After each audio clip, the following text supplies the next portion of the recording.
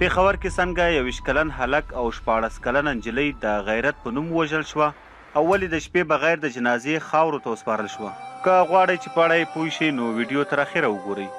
سلامونه او نیکې هیلې ملګرو. پېښور کې یو زلمی او یوه پیغله د غیرت په نوم وژل شوي او وژونکو بیا د شپې د هغوی مړي پرته د جنازې څخه ښخ کړي دي.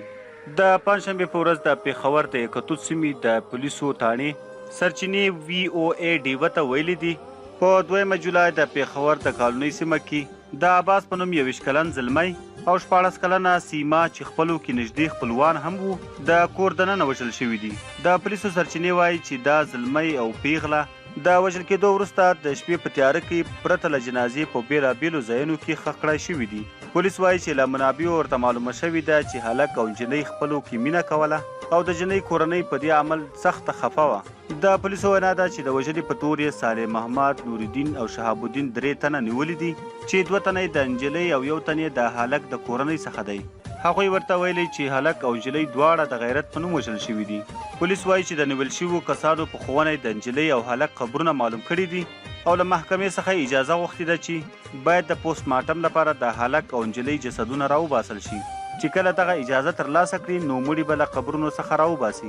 هر کال پاکستان کې په سلګونو ښځې او سړي د غیرت په نوم وژل کیږي او تیر کال د پاکستان د کورنیو چارو وزارت په یو راپور کې ویلي و چې له جون 2014 څخه تر جون 2013 پورې په ټول هیواد کې د غیرت په نوم 1538 وژنې ترسره شوي دي.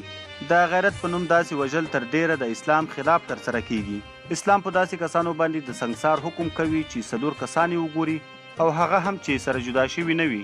نو دا ځوان هلک او ځوان نجلۍ دوی شاید صرف په کېناستلو او یا هم خبرو کولو سره لیدلی وي او وژلي یې وي.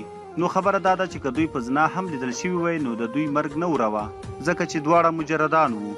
دا یادونې وړ ده چې په ډیرو مسایلو کې پښتانه دومره سختدریزي کوي چې پکې د اسلام احکام تر ډیره حده تر خپو لاندې کوي.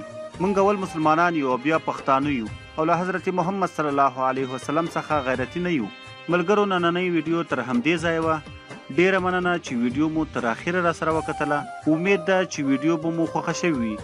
که مو خوښه شوې وي نو لایک یې کړئ، شیر یې کړئ او د نورو داسې خوندورو او معلوماتي ویډیوګانو دپاره زموږ چینل پښتون ټایم خامخا سبسکرایب کړئ. تر بلې ویډیو مو په لوی او بخښونکي رب سپارم.